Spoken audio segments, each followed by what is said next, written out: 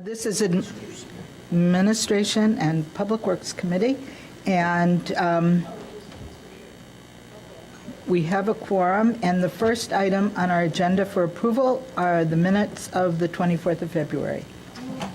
Second. Any discussion on those minutes? Hearing none, all those in favor say aye. Aye. Any opposed? We're going to handle the payroll and the bills list, and then I believe Marty Lyons is going to give us an explanation or comment on the new format. Yeah, because they look very different. So let's just take 1 second. I know these came early, but I didn't see them.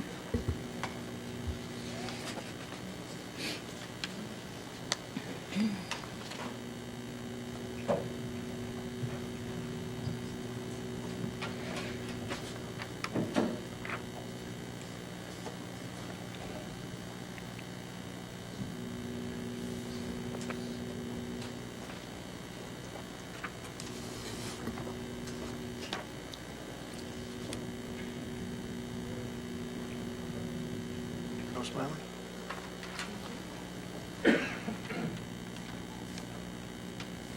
Okay.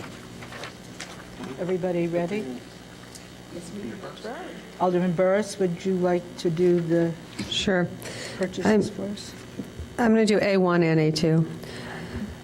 Move approval of the City of Evanston payroll through February 23rd, 2014, the amount of $2,927,255.57.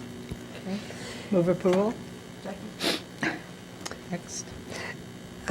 Move approval of City of Evanston bills through March 11th, 2014, in the amount of $2,579,238.84. Also, credit card activity as of January 31st, 2014. The city portion is $127,461. And the credit card activity as of January 31st, 2014, the library portion is $10,424.01. I have a question on the electric plug-in at Maple Garage. Did the iGo car people put one in there, a couple in there? No? No, they didn't? I mean, I've never seen it, but I didn't look either. Good evening, Alderman Rainey, members of the committee, Rick Voss, Administrative Services. IGO did not put an electric car charging station in. This is an independent car charging station. The IGO car charging stations were originally put in at Lot 3 behind the library, Lot 4 up on Central Street, and Lot 32 on Hinman. And they're only for iGo cars? We can't, nobody, others can? There are, right now at the library lot, there's an individual one for public use. Okay. Also up at Lot 4. But nothing at Maple? Maple, these are not for IGO, no. For public, the ones that we put in here are for public Well, use. no, I know that. I was wondering if there was also, okay, all right, Not for IGO, no, ma'am. okay. Thank you. You're welcome. All right, the A1 and A2 have been moved and seconded. All those in favor, say aye. Aye. Any opposed? Okay. All right. A3, Yep. A3.1, approval of the estimated annual user charge for 2014 with the Metropolitan Water Reclamation District of Greater Chicago for disposal of sludge. Staff recommends City Council approval in the amount of $327,651.32. And this is in monthly, quarterly installments, correct? So when we see the 80-some thousand on the bills list down the road, we'll know that's what it is. I don't think most people know that we Pay pay it the in quarter. district, no, or that we pay the district to, handle our sludge. Oh, okay. So, any further comments on this? All right, all those, hey, it happens, sludge happens. All those in favor of recommending this purchase, or this payment to the council, say aye. Aye. Any opposed? Madam Chair, item A3.2, approval of the Green Bay Road landscape maintenance contract renewal with Landscape Concepts Management, staff is recommending City Council authorize the city manager to execute a one-year extension for the 2014 Green Bay Road landscape maintenance contract in the amount of $24,804.53. Okay. It's for action. Second. Do you want to discuss this one? No? Okay. All right. All those in favor of recommending to the council, say aye. Aye. Any opposed? A3.3, I move approval of the renewal of the 2014 single-source service agreement for the building automation system at the Police Headquarters 911 Center with Siemens Building Technologies for all hardware, software, and maintenance service visits. The total cost of the 2014 service agreement is $25,824. Second. For those who didn't have a chance to read this, this is to monitor the heating and air conditioning from afar. Right. So it makes it very efficient and very accurate. All right, all those in favor, say aye. Aye. Any opposed? Okay. A3.4, approval of the contract award to Claus Brothers Incorporated for the Arrington Lakefront Lagoon renovation project, bid 14-07. Staff recommends that the City Council authorize the city manager to execute a contract for the Arrington Lakefront Lagoon renovation project with Claus Brothers in the amount of $1,387,525. I think it's important for people to know that the funding is provided by the Illinois Department of Natural Resources, a grant of $400,000, a donation of the Arrington Foundation of $500,000, and $586,533 from the City of Evanston's capital improvement plan. Second. Second. Any comments on this one? Well, just a multiple layer of funding, I think, in order to get Excellent. this done is. Excellent. Alderman Braithwaite, did you? I was just looking to see if they received a waiver. I can't remember. If they received a what? If they received a waiver or not, I can't remember. Hold on one second. You would know. They didn't get it. They did. They did a partial waiver, right? Partial waiver, partial waiver. 5%. So they did 20. What Yes, percent? And they met the LEP. Okay. LEP and a partial in Okay. the ED All waiver. right. All those in favor of recommending this to the council, say aye. Aye. Any opposed? Yes. Do we have speakers? Do we have speakers? We have speakers. but Madam we're Chair. gonna- we're- Okay. yeah, we're gonna take a look at Are you this ready for me? first. Yes. Item A4, approval of the grant agreement with the Illinois Historic Preservation Agency to inventory and record the landmark properties located outside the local historic districts. And the grant is in the amount of $37,240 to be reimbursed to the city, with the city's match in the amount of $15,960, or a total project cost of $53,200. And this is for action. Any comments on this? I'm not supporting this. I think this, I don't mind the city making the homeowners aware, or the property owners aware that they have a landmark property outside a landmark historic district. I do object to our paying for it, even though we have a grant, there's a small amount we're paying. I really think that if people would like us to record on their title the fact that they're a landmark, they should let us know, and we can send them a bill, and then we can do it. Otherwise, it seems to me that our obligation here is not to record on their title, but to notify them of the fact that they're a landmark. And that's as far as I'm going. If we got a full grant and, the taxpayers in the entire state wanted to help pay for this, fine. But I don't support this. Alderman Burris. I concur. I'm not supporting this request either. I see it as a waste of funding to go forward with funding this. I mean, there's several parties involved here. The realtor, the listing broker, and the broker for the buyer all have an obligation to take a look at this property, you know, and to share with the buyer and the seller what the facts are. And too bad if somebody either doesn't share that information or doesn't know about it. So, Quick question. Yes. Mark, we had an issue with a homeowner in their Yeah. windows. And I think in that situation, if I remember correctly, the homeowner had absolutely no idea Yeah. that it was a landmark property. Correct. So was that just like a one-off situation? Most people who own landmark properties in Evanston are aware? They seem to be aware, yes. But Okay. this individual said he was not. Right. Oh. Okay. Shame on him. I don't, you know, I felt badly that he didn't know, but I would go after the broker. I would, you know, there are all sorts of ways to know this. If you're buying, I'm selling a house right now. Okay. There is nothing that people don't know about my house. And nobody's Would you like to even give the bought it address? yet. Huh? Would you like to give the address? And maybe flash a picture. How many bedrooms? 4 bedrooms. I have a question, But the fact is, people drill down when they're, you know, I mean, when they're looking, you know they do. We all know that. Yes. If I read it correctly, this is for us to record it with the Cook County Recorder? Okay. So if the homeowner has to then come to the city, for some, because we've already recorded, we've done our part with the grant in terms of recording it with the Cook County Recorder, correctly? So if they need something else from us, could there be a fee for that?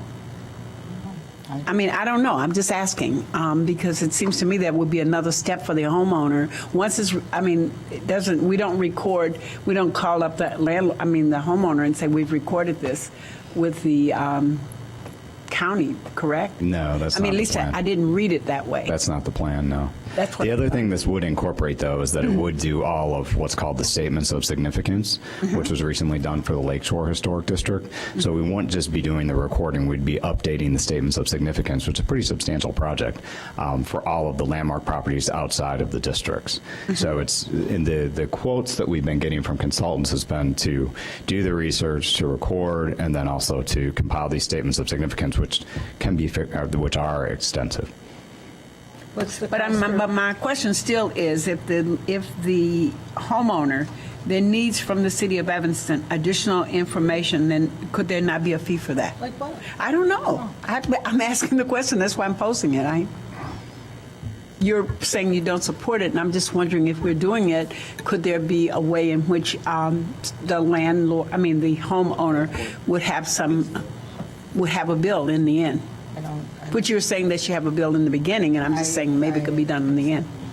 For the- I don't know. Not for the research necessarily. I mean, if we want to do research, let's do research, you know, if we can get a grant to do that.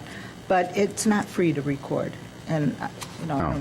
so it's just an opinion that I have, and I'm sticking to it, yeah. All right, so anyway, any other comments?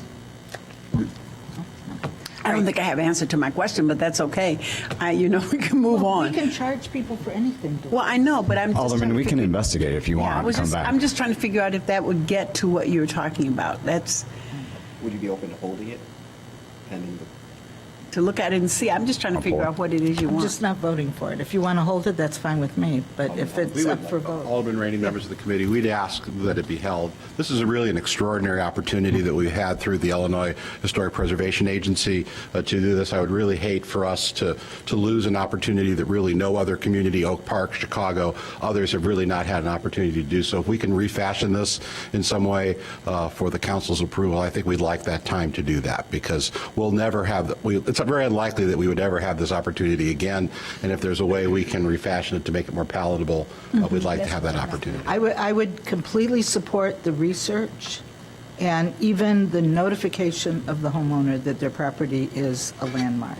And then advise them, good idea to go and make And I think one of the challenges we have is that we've gotten the cost out of pocket to be so low. There is no way that a resident could do this for the low cost with the combination of our match and the little amount of money that would be involved from the city. So if we could go back and figure out a way to perhaps make up that difference, Definitely. I think it's a benefit for Evanston residents that they would never be able to afford at this rate that we're able to do it through the, really the understanding of the Illinois Historic Preservation Okay. Agency. All right, that's fine.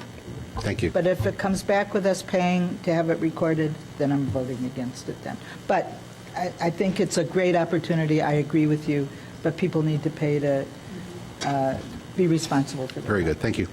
All right, all those in favor of holding this in committee, say aye. Aye. Any opposed? All right. Moving right along. A5, move approval of the LAD Arboretum preliminary design submission to the Illinois Department of Transportation. Okay. What we're going to do, I know we have speakers signed up, but our staff has a presentation to make, which will provide us all with information, and then I'll have the speakers come up, and then this, of course, will go the next step to the council, where they will hear all your questions. Go ahead. Was there a second? Second. Oh, no, I moved. Good evening. Good evening, Madam Chair, members of committee, Director Robinson. I'm Homayun Piruz, Assistant Director of Public Works. LAD Arboretum multi-use project's been in the planning for last over 1 year now, and we are at the preliminary stages of having a preliminary design finalized and being ready to go to the IDOT and take the project to the next phase. So here we have a brief presentation for you tonight to show you what we've done so far and then make some recommendations for the next phase of the project.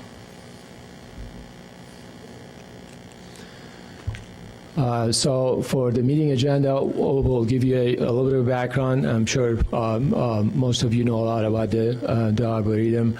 We'll give you an update on our progress to date, and we talk about the next steps. Arboretum construction was completed in 1961.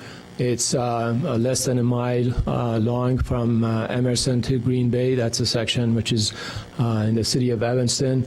It is 8 feet wide. It's gravel. And the master plan that was prepared in 2007 recommended to improve the path, the multi-use trail, at the same alignment that it is today. These are some photos of some of the deficiencies with the path. The picture on the right shows water standing on the gravel path, and for the most part, that's because we probably have a clay base in the site. So anything that goes through the gravel path will stays on the top still and creates puddles of water. The path, because it's gravel, it cannot be plowed during the winter time. So for several months in each year, basically the trail is covered and it's not available to the public. This is a picture of, again, the intersection at... Can I ask you a question? Please. If it were not gravel, would we plow it? I'm sorry. If it were not gravel during the winter when there's snow on it, would we plow it? I suppose so. The section that is south of Emerson, which is in Skokie, is plowed, and I've been driving back and forth and looking at it, and it was open to the public for most of the winter time. At the intersections, this is a picture of Bridge and at Bridge and McCormick. We have a ramp, which I'm not sure if it's actually ADA. It's pointing to the middle of the intersection as opposed to pointing at the pedestrian crosswalk. These are some of the deficiencies, again, that we need to take care of as we improve the project. And then as we get closer to the other end of the project, at the closer to Green Bay, the path begins to meander, and it gets away from the roadway. And if there are small school children walking, they kind of disappear from the eye's view if you are on McCormick, and that could be something that we want to also look at. So in 2012, we applied for the Transportation Enhancement Grant, and in 2013, we received approval for $580,000. We have to have our own local share of the project, $145,000. I believe that's altogether will give us $725,000 roughly. In 2013, again, after we received the approval of the grant, we started collecting data and look at the what could be the preliminary alignment for the project. Back in October of 2013, we took pretty much similar information that we have here tonight to the public, and we shared that with them. Again, we have some additional information tonight after 2-3 months, but for the ballpark of the work that we presented was similar to what you see here tonight. And of course, tonight we're making the presentation to you. So what's the next step? With your approval, we will move forward with presenting our preliminary design to the IDOT. We need to get some preliminary approval from them, and then proceed with a final design, engineering design, and construction plans for the project in this year, and hopefully have the letting done by IDOT in 2015 and begin construction underway in summer of 2015. This is a typical cross-section of what we could have at the site, and as you can see, the path that we're proposing is still 8 feet wide. And I want you to notice the 3-foot clearance that we have on each side. That's not a construction of a path, so the path is not becoming 8 plus 6, 14 feet wide. It is still 8 feet wide. Those 3 feet on each side, it just has to be clear on the surface. So there is no construction there on that 6 feet. Is it grass? It's grass. It can be anything, whatever it's there. It just doesn't have to be anything that would have, would be in the way of pedestrian and bicyclists if they lose control or they go off the path. So this is the picture on the top is the existing condition or existing alignment of the path. The one below, it's the proposed alignment. We're starting at Emerson and going north and east. For the most part, these two pictures are identical. There is some changes at the Emerson location, and it's better shown in this picture here. So at Emerson, you'll see multiple legs of pathway here, which were developed over the years, and I'm not sure if they were designed with a plan or they just became a path. And the problem with that is that something like that would lead into the street, which you don't want to have a pedestrian walk into the street. So we are consolidating all of that. We're creating one single path that would end with or begin with an ADA ramp. Again, continuing going north and east, the picture on the top and the one on the bottom, proposed and existing, are pretty much identical. And then we get to this site, which is, I'll show you in the next slide. As we get closer to Bridges Street, Ecology Center on the right and the parking on the left, the existing path ends at the parking lot, which is not a good thing.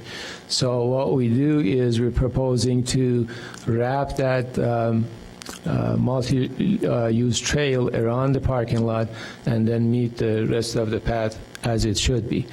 And I have another drawing which shows even more details.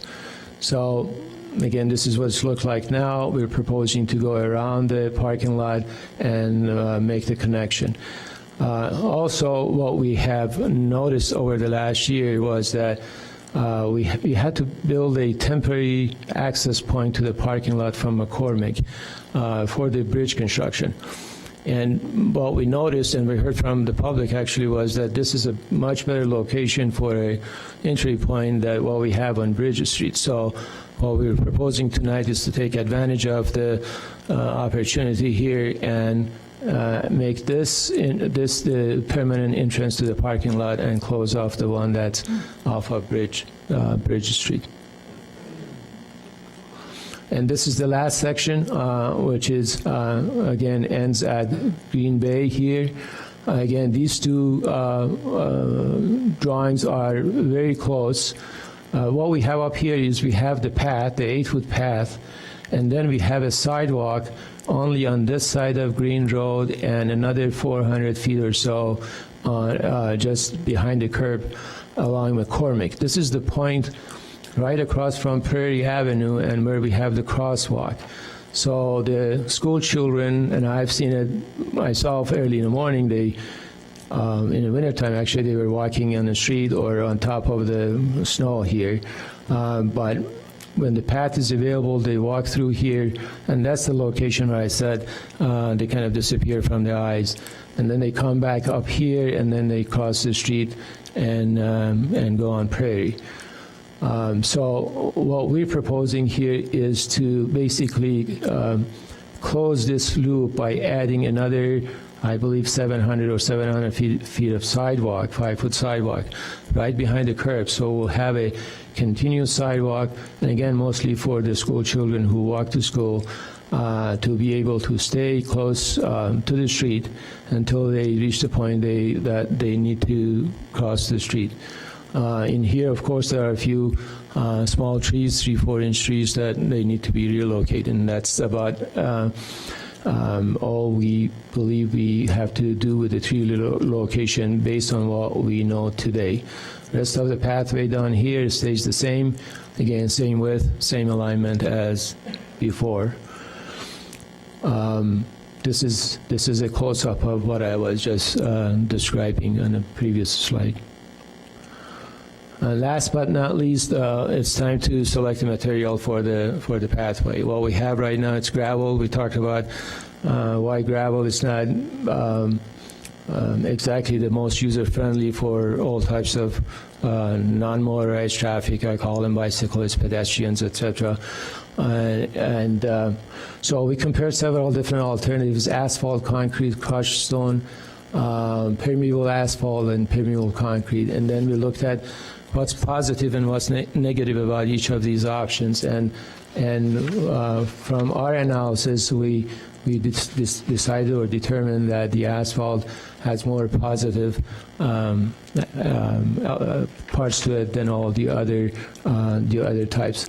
Again, one of the things that heavily weighs on the hard surface versus, if you want to call it soft surface, the crushed stone and gravel, is the fact that it can be used 12 months a year, as opposed to the other option that, depending on some winters like this year, we may not have it available for the public use for many months. And with that, if there are any questions or comments, I'll be happy to answer. Thank you. Any members of the committee? Questions? No. All right. Thank you, Homayun. We're going to let the public ask questions that you might have to have some answers. Thank you very much. All right. Okay. First is it William? La Rochelle? Jim. Oh, Jim, I'm sorry. Looks like a W. Jim La Rochelle from Grant Street. Thank you. Hi. Alderman Braithwaite, Rainey, Holmes, Duras. I wasn't going to speak here tonight. I came to listen, but I guess being the disgruntled citizen that I'm currently feeling, I need to speak to this issue about the pathway proposal. First of all, when the plan first came up back in 2012, the description indicated that the pathway would be crushed stone. There was no reference at that time to the state about asphalt. I believe the asphalt, as I've made it clear with some of you through emails, not all of you, would not be an improvement to the Arboretum. For those of you who feel strongly about the argument that children's student safety to and from Kingsley and Haven, that is a legitimate issue.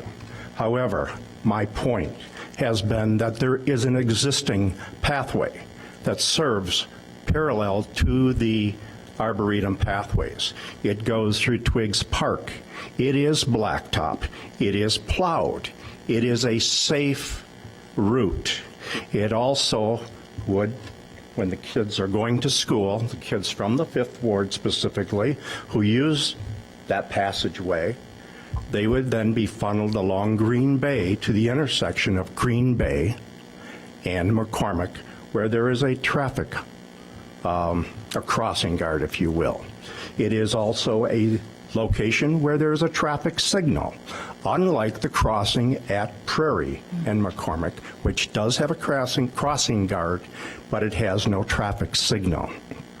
Many of the Haven kids, and maybe it's true of the Kingsley kids, who do come through there, and there's not a lot. I don't think anybody's done a study of how many kids walk the Arboretum to and from school.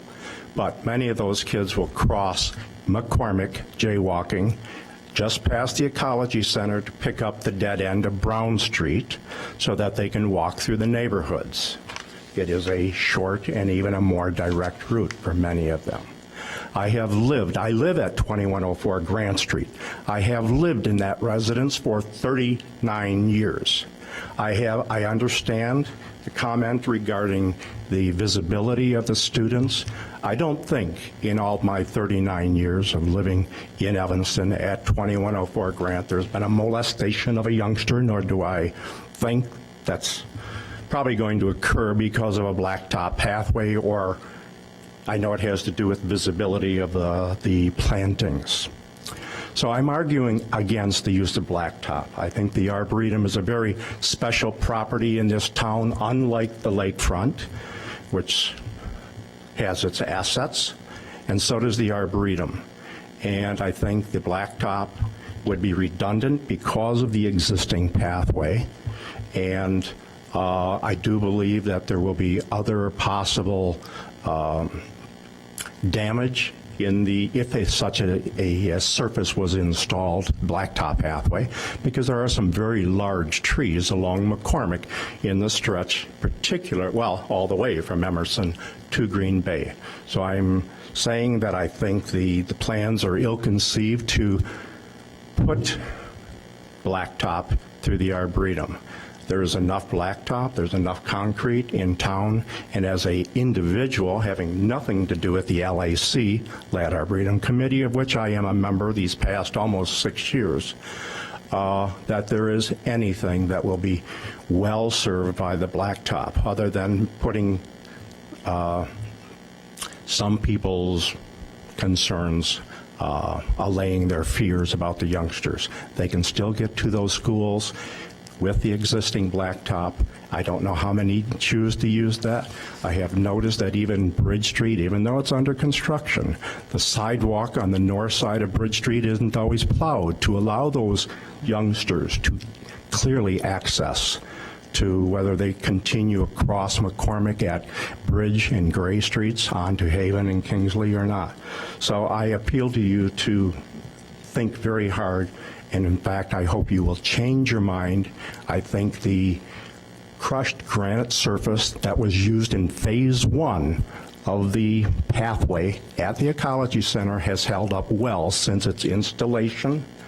And as I said, that was the intent of the original proposal to the state. And it has also been installed, as some of you know, over there in the Lincolnwood area at the Perkins Woods Forest Preserve, in spite of the Cook County Forest Preserve's original plans to put it under blacktop, and people there had enough say and persuasion to prevent that from happening, and I don't know that the children of Lincolnwood are suffering for a crushed granite pathway there. So I hope you will seriously be open to what I'm suggesting. I'm not against safety of the kids. I used to work at Haven for 23 years, and we were back then telling the kids to stay out of the street. But they are middle school kids. They're new kids. And there are kids, adults, walking on my street, Grand Street, in the street now, on those blacktop streets that are not holding up too well under this weather. So blacktop isn't the end-all and save-all. Thank you very much. Thank you very much. Pam Johnson?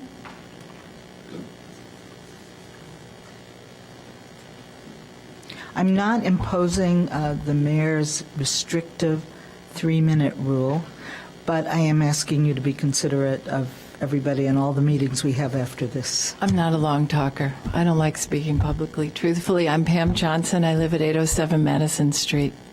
You're my alderman. I'm here as a tree keeper. I'm also part of the Lat Arboretum Committee, and I'm very concerned about the harm that will come to the trees. We are the city of trees. This is the Arboretum. There's no other space like this in Evanston. Really, someone asked me, where are the arborists in all this? You may or may not know that trees, really, most trees don't have tap roots. The roots go this way. So that picture with the trees next to the path, they're going to die. They're just going to die. So has there been a study about the trees that are in the path, that are near the paths? If there is? One of our most highly respected arborists is in the room, so Where, we're going really? to ask him. Who is that? Paul DiAgostino, the one and only. Oh, yes. Okay, we know him. We yes. know him too, but he's Yeah. an expert. No, he is So an expert. Don't discount him. No, I'm not. Oh, okay. I'm All right. not Just- at all. just as long as you're not No, he's a discounting. great guy. I sit on the committee with him. He's so- nice, but he's even a better tree person. No, he is. Okay, I agree. Okay, move on. Let's I'm go. not disagreeing at all, but has there been a study done is my question. Well, and we are going to ask Yes, him as soon okay. as you finish. Good, that's great. So I believe, because I've been trying to get this information, that there's a need for more information so that there is no negative impact on the trees, because the Lat Arboretum is the only green space of its kind in Evanston. And I think we need to be thinking about the trees, because we are the city of trees. Choosing asphalt is, we pride ourselves on being a green city. That is not green at all. I just learned today that Lake County uses crushed gravel for most of their paths. Part of what the city engineer was also saying was that it's not a good thing to use because it's going to puddle, but it works just fine in Perkins Woods, and they have the same clay as we do in the Lat Arboretum. So I'm asking this. Can we get more information and kind of have a discussion with the Lat Arboretum Committee, which we really haven't been informed? I found out about this meeting last night. I've asked for information from the city engineer and haven't gotten any. So I would request that we have a meeting with the Lat Arboretum with some of the people who are interested in the city about what happens about blacktopping the Lat Arboretum. Thank you. Thank you. Lorraine, Mr. DiAgostino. Can you, before you say that though, I just want to say that there has been meetings, and we met last fall. I was there, yeah, and you were there too. I know, that's what I was going to say. So information was presented. A number of people were there. So, well, it doesn't make any difference if it's 100. I'm just saying that there. So when you say that there has been information, and basically. There was a little bit of new information tonight, but it was the same information presented to us at that time. Yes, and so I asked for more, like, what about the trees? I asked for more information because it was a general meeting. All I got was from that night, so Let's it's been find out about the frustrating. trees. We're going to Okay, ask good. Paul right now. Mr. DiAgostino. Right. Also, we need to hear maybe just 1 second from Suzette about what the grant is for. Are you going to explain? Yes, and then I also want to talk a little bit about our process in terms of the evaluation of projects as it relates to trees. So The grant itself, I believe Jim indicated that, and he's absolutely correct, when the grant application was originally submitted, it involved a replacement with crushed stone, and that material was changed, and it has to do with the availability of the path and the accessibility of the path, which I explained when I went to a special meeting with the Lab Arboretum last Monday, and I also attended a previous meeting, which was it October, Paul, when I came to the September, and when I came to the Lab Arboretum meeting in September, I also indicated at that meeting that the path would be asphalt. So, and part of when I talked about the accessibility and availability, it has to do with we wanted a path that was available all year round for all users, and the accessibility has to do with the crushed stone, and I talk about not being the ideal material for wheels, and that's whether you're pushing a stroller, riding a bike, happen to be in a wheelchair, or using a walker. The path needs to be accessible for all users and available all year round. And so that's we got the grant to be able to extend and connect to the existing multi-use path in Skokie. So that channel will be a bike connection that connects from Skokie and eventually will connect around to the Green Bay path on Poplar, so which goes to Wilmette. So there's a bike connection that goes through the Arboretum to make that connection. And I explained all that in the meeting on Monday.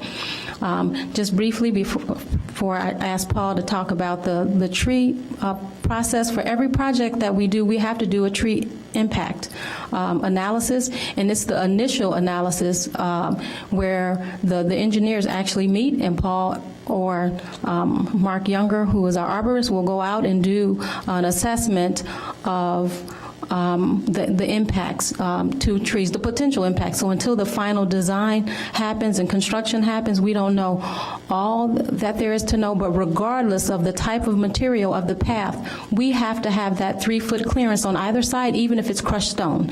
So just so you know that the asphalt is not driving the clearance, that's an IDOT requirement.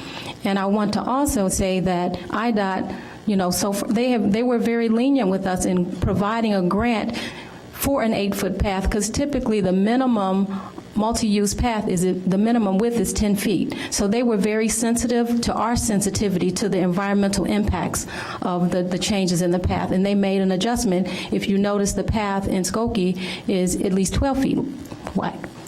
Okay, so Paul. I don't know if there's anything for you to add, but you are the expert. Members of the committee, Madam Chair, we do know how to construct pathways and minimize the tree damage. We built a very long one on the lakefront. We looked at that whole length beforehand. We did what's called root pruning ahead of time to minimize the damage to the root system of the trees. And as Suzette mentioned, no matter what surface we end up with, we still are going to have to construct a base course underneath this path. So there will be construction no matter what. I mean, excavation no matter what. But we do know how to minimize that. When do you see the Mark Younger doing the survey or inspection, whatever it is, that determines the effect on the trees or how to modify the project? I think as soon as the snow melts, probably in June. It'll be in the next couple of months, definitely. Okay, so in the next couple of months, we'll do that, and you'll have a report for us. And how will that affect going forward? Well, what will happen is we'll look at the final design of exactly how this pathway is going to be laid out. I mean, how I showed you is just kind of a preliminary plan. We haven't actually walked the whole length to see where we have to adjust it one way or the other to minimize tree damage. And once we do that and we sit down with the engineers and figure out how to exactly design it, then we'll know how many trees will be affected and to what extent. And the effort will be to affect no trees. That will be the effort, but I can't promise we won't affect some trees. Yes. All right. So you hear the concern about the trees. Absolutely, yes. And is the concern, do you, Suzette and Paul and Homayun, do you think the biggest concern is the asphalt, or is let's say it wasn't going to damage or have any effect on any trees. Let's say there weren't any trees. still was going through this green space, would that still be the issue, do you believe? I mean, is it only the effect on the trees, or is it that it's not permeable enough? Well, the permeability, and I think Homayun alluded to that, regardless of whether it's crushed stone or asphalt, the reality is that there is no permeability in that clay subsurface. So outside of a substantial amount of excavation, which would actually run the risk of damaging some of the existing trees, to provide a sub-drainage surface and somehow get it over to the channel to drain, there's no permeable subbase. So regardless, which is why we have so much ponding, which is another picture that Homayun showed in terms of the crushed stone. And that, it becomes rutted very easy, requires a lot of maintenance, and it holds a substantial amount of water. At least in the asphalt service, we could pitch it in such a way that we could at least clear the surface and get the water over to the grass areas, so that the path is clear. And that's ultimately what our goal is. That was a good explanation. Homayun, do you want to say something? Thanks, Paul. Yes, please. I'm going to add something else. So if there is going to be any impact to the trees, it will be due to the excavation. That's the part that you have to get a firm base to build whatever surface you want to put on top of it. Now, what the hard surface, asphalt, concrete, anything else will offer is actually to be able to dig less dirt, because now that hard surface, every inch of that hard surface is equal to 3-4 inches of gravel. So to have a firm base, we actually will have less excavation if we go with asphalt as opposed to gravel, if we are going to build it right and make it last forever, for a long time, not forever, a long time. Thank you. All right, thank you very much. Okay, Virginia Beatty, A5, same issue.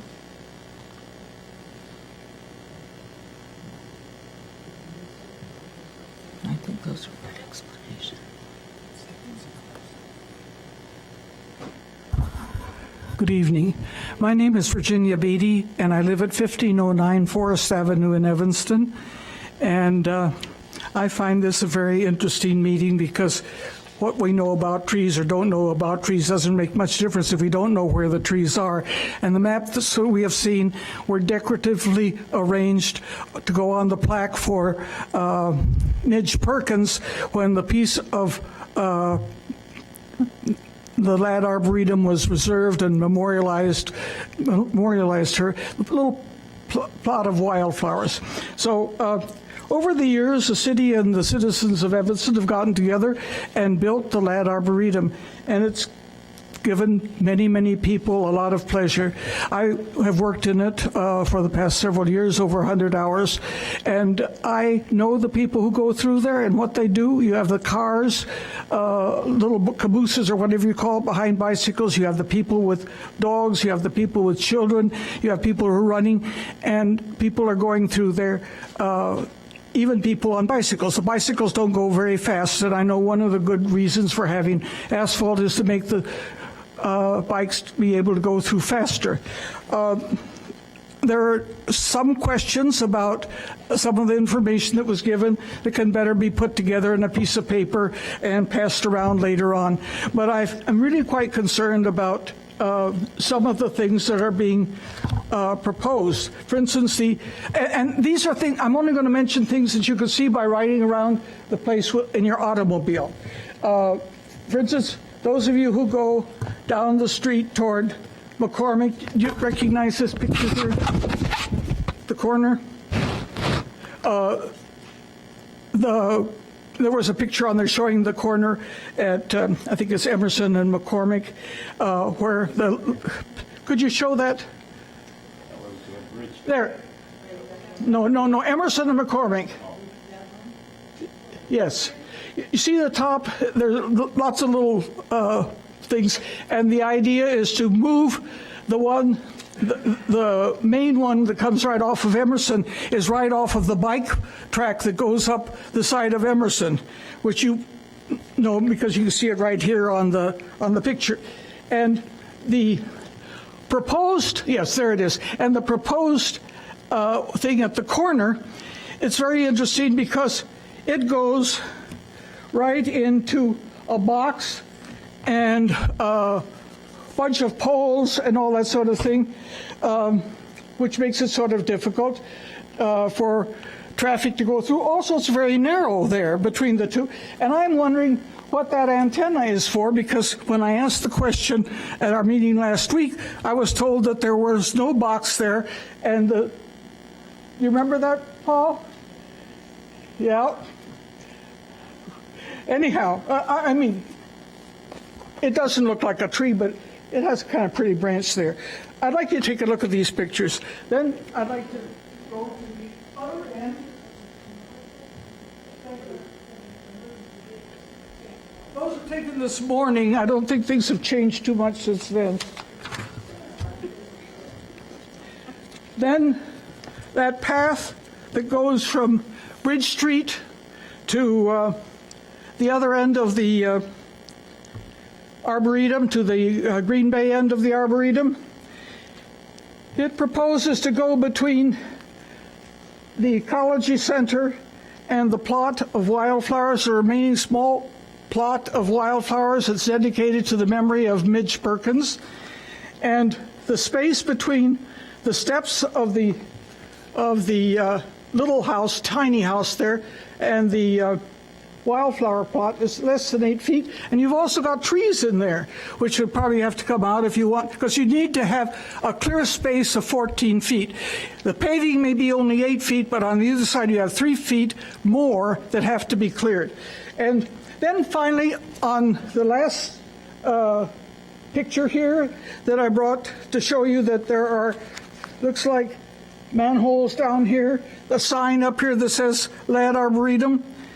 This is at the corner of McCormick and Green Bay. That was put in there with the permission of the city last year. We moved it, we painted it, we got plants and put them in here for an educational exhibit of things that grow well in the shade.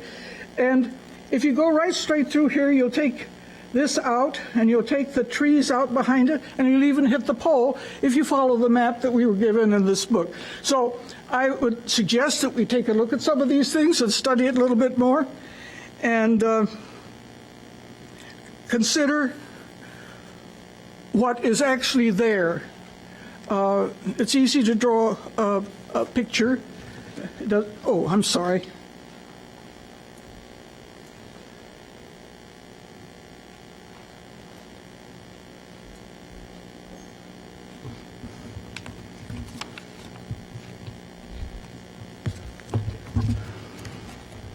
So I would like you to think about it. Maybe we work on this together a little bit more. I did pass the 5 exams for the Illinois Tree Expert Act, which required us to be licensed, bonded, and insured when we went out to practice. And I was that until 1983, when they got rid of the Tree Expert Act because too many people were flunking it and nobody wanted to be insured and bonded. And I'm sure that was a big improvement, but I was able to pass the certified arborist exam, and I have lived in Evanston. I'm an Evanstonian by choice. And I look around and I walk around and I see all kinds of interesting things, and I would respectfully suggest you give this plan, if that's going to mean that that's what's going to happen, a little tiny bit more thought, because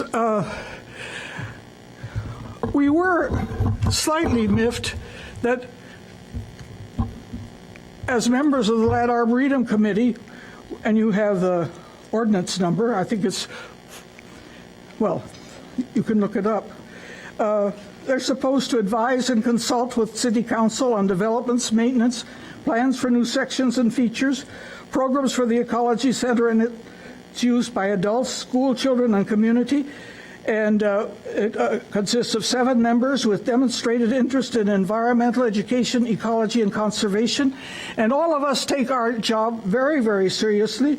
And I would like to point out that for the past 4 years, we have had a quorum at every single meeting, both regular and called.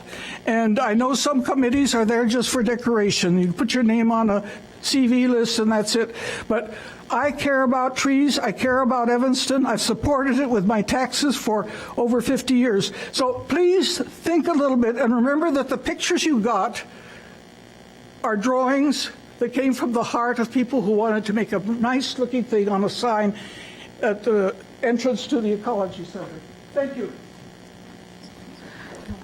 I think it's important that we remember what was said here, that the study on the trees will be done around May or June. So this is a very slow-moving effort. It's not going to happen overnight. What we do tonight does not make the plan. So we're just suggesting we move forward. I've lived in Evanston for 50 years. I've come to several meetings here. I find that once something is passed, it then becomes fossilized, and it's extremely difficult to get some ideas or suggestions in there. I know I was sort of shocked when I was told that there wasn't a box in that little aisle coming in, or path or whatever, from the corner of McCormick and Emerson. I'm just expressing myself and that of many, many people who have talked to me because they're too scared to come here and stand up and say, this is not very constructive for Evanston. All right, all right.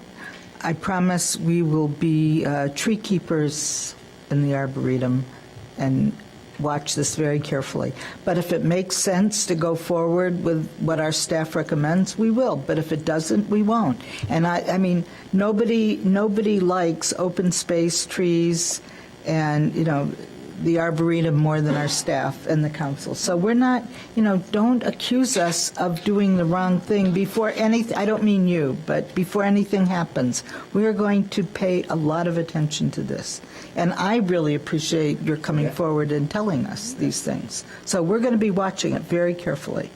So, okay. One point. Yes. The meeting that was held on October the 8th was attended by, according to the... There was a meeting on Monday, Ms. Beatty. There was a meeting on Monday with the Arboretum And Committee. we got no answers. We heard the same thing before. We had questions about certain stuff that never got out. On October the 8th, there were only 11 people there, according to that. Ms. Beatty, when we were going to spend $220 million over 20 years ago on a sewer project, I sent out 1,000 letters. 4 people came to the meeting. You know, it's not that people don't know about it. So, all right, we're not going to continue this. We're going to have our staff comment, and then we're going to move forward because we have a busy night tonight. Go ahead. Yep, I just wanted to point out in the meeting on Monday, Ms. Beatty did give us a list of 7 items, including the box issue, the sign issue. We took those back, and as we do the final design, we will take all of that into consideration. What's being approved tonight is the preliminary design that we present to IDOT. We need to get this phase done before we can move on to work on the final design, which would incorporate the tree studies. It will also address different alternatives in terms of minimizing the impact. The box that you described will actually be missed as a part of our design. So at the box at Emerson. So, and you'll be able to see that more once we get the final design underway. So you'll have all of the detail, and we'll address the 7 issues that you raised at the meeting on Monday. And we will come back here in the same setting and review it, correct? That's correct. Administration, Public Works, and then on to the council one more time. So we'll all be back. Is it possible to ask a question? Yes. I'm not clear on if the proposal is going, I'm not clear if the proposal to IDOT is for blacktop. Is that what it is? The proposal, yes, the proposal to IDOT will be for asphalt. That's correct. What? Okay. All right.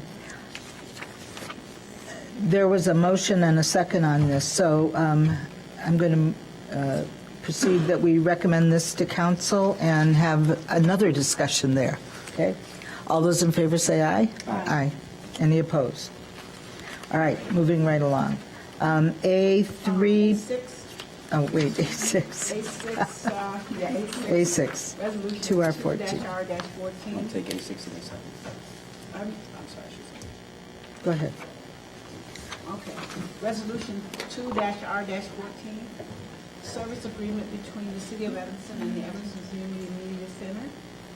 Staff recommends City Council authorize the city manager to execute a service agreement with the Evanston Community Media Center, known as the Evanston Community Television, or ECTV, for the not-to-exceed amount of $51,600 for 2014, for the funding year 2014, and $51,600 for the funding year 2015, for the audio and visual recordings of meetings and the operations of a public access television channel. Is there a second? Yes, second. All right, all those in favor of recommending to the council, say aye. Aye. Any opposed? Alderman Holmes, do you want to do the next one? 7? A7, Resolution 3-R-14, the Evanston Community Media Center lease agreement for the space at the Municipal Service Center. Staff recommends that the City Council approve Resolutions 3-R-14, authorizing the city manager to execute a lease to lease space with the city's service center to the Evanston Community Media Center, known as the Evanston Community Television. From January 1, 2014 through December 31st, 2015. Excellent.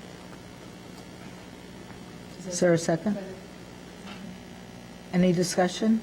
Hearing none, all those in favor say aye. Aye. Any opposed? Alderman Braithwaite? Yeah. Item A8, Resolution 10-R-14, authorizing the city manager to accept a donation of solar panels from Alternative Transportation for Chicagoland. Staff are recommending the City Council authorize city manager to accept the donation of 20 kilowatts of solar panels from Alternative Transportation for Chicagoland to be installed at the Ecology Center and Fleetwood Jourdain Community Center. It's great. Very interesting. It's great. Very I'm excited for you. interesting. All right, any comment on this? Hearing none, all those in favor of recommending to the council, say aye. Aye. Any opposed? Anybody have any communications, new business? It was just a question in a response to the new bills list for Marty. It looks. Oh, right, you were I going. thought we were going to receive Are a you going to do it presentation here or talk or on that. at the council? I was going to do it right now. Okay, let's do it now. Okay, for thank you. Items for discussion. Just briefly, one of the issues whenever we have a new bills list, it is different. We gave two models. One was by vendor and one was by fund. And by fund had way too much detail, and we knew that going in, but it was the one in that order that we had before. So what you have up on the screen right now is the bills list in alphabetical order. It's a cleaner version, and I just want to show two things regarding this. So the first would be, if we look at, say, Buck Brothers, my plan. Marty, can I interrupt you for Yes. a minute? Huh? I think by alphabetical order just takes all the logic out of everything having to do with the bills. We can, and I don't know if I'm the only one who thinks this, but I mean, to have it by department or how, by, you know. We won't do it alphabetically. We will have it just by, this one was cleaner and easier to get to this one bill, so we will not present it alphabetically if that's the will of the committee. That's just my opinion. It just makes no sense to me. And we'll have a bills list that looks like the previous bills list at the next meeting, just as a point of comparison. Well, it doesn't matter how it looks to me. What matters is that it continues to make sense and that we understand that, you know, tires are purchased in fleet service, not under T, you know. Gotcha. Does Well, no, it's not, and a lot of times it wouldn't be under T, it would be under the name of the vendor. Well, Yeah, so I want to point out, so we are working on just this part of it. Now, watch this, it won't work for Mr. Lyons.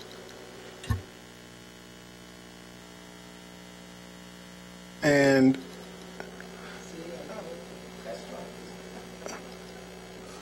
so, I mean, our goal is for all the staff to start doing this where we won't have any paper rolling around, and as we go through this, that you can click on an invoice and go straight to it to answer questions. So I just wanted to point out that it's always nice when you buy software and it's not vaporware. So it's doing what it said it would do, and that's really important for us.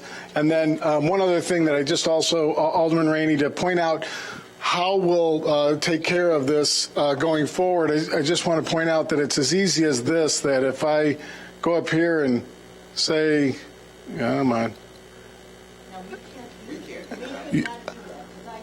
No, that's because we turned it into a PDF. But, so it's done, right? So it's down there. I'm already done. Come on, go over there.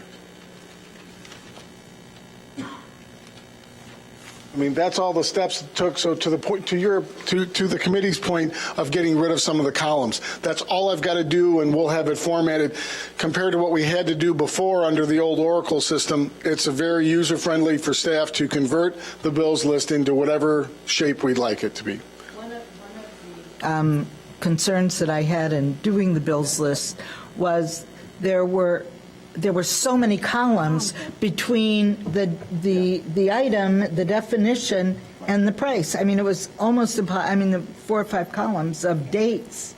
Right. And the dates, I mean, some of the dates were all the same, some of the dates, and something you could explain, I don't like all the columns. I'd like those gone. Or if we can drag a column over the useless columns, that would be helpful.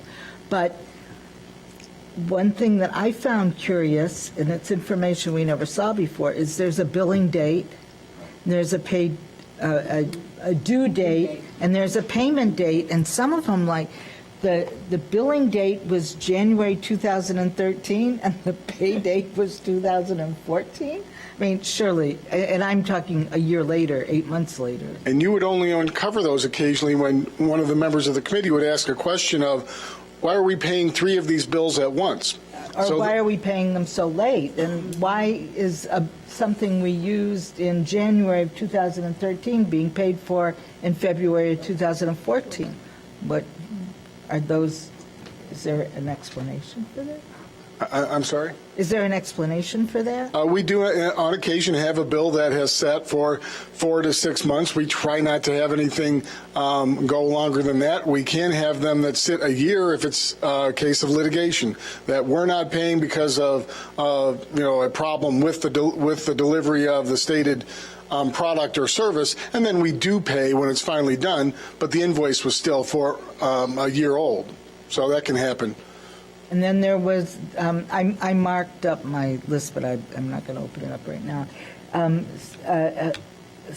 Specifically, a recorder of deeds issue where we recorded something and it said recorder of deeds and we paid whatever the amount was. And then where it said description, it said something like recorded deed. It would be helpful if you said, at 2100 Ridge, we recorded the deed. And the first time through on this new system, I had some of those issues with staff that they were putting in the same the description as the same as the account number, which is, no, that doesn't help any reader. So we're working on that. And I'm not complaining about it. I'm just saying that would really be helpful for us if there was a deed recorded and we found out where it was. That would just be helpful.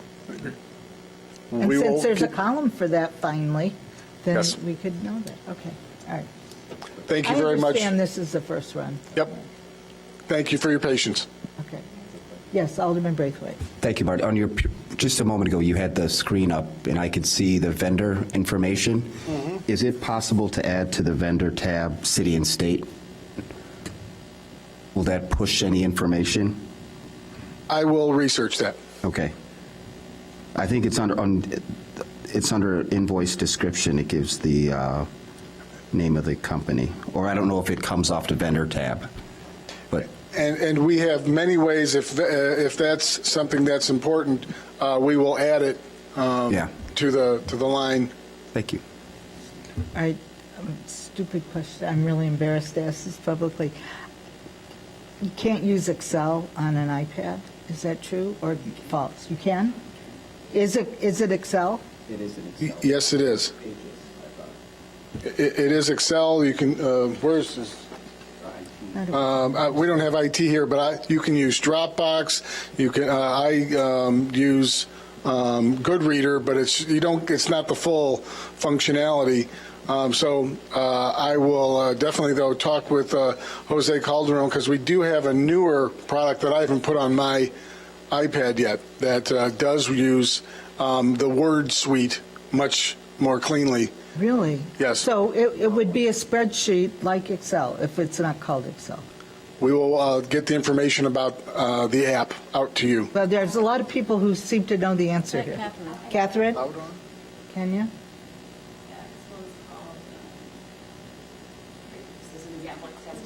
I'm hearing it's called Cloud On, and